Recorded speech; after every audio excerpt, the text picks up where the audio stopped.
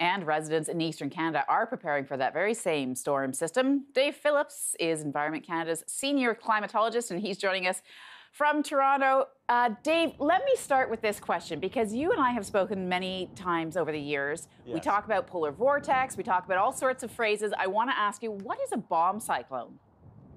Well, you know, Erin, it's been around for a while. I mean, the bomb describes how this storm explodes. It just actually deepens, it intensifies almost overnight.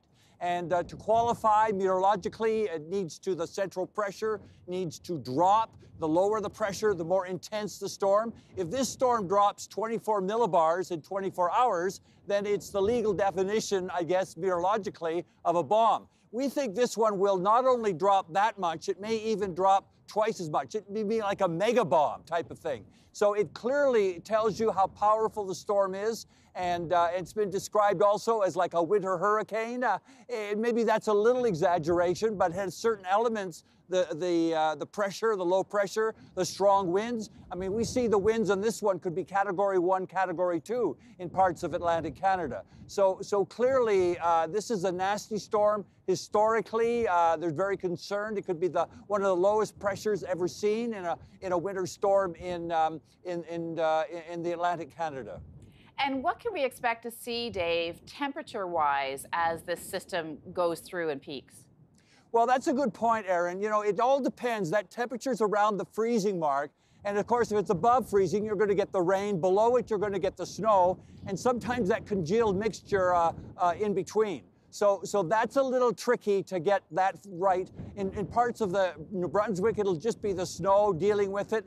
But in parts of the Nova Scotia, it'll be that rain, snow, freezing rain kind of mix. The real issue, though, Erin, are the winds. The winds are mighty. They're going to get stronger as the day goes on and overnight. And around 10 o'clock tonight is the spring tide.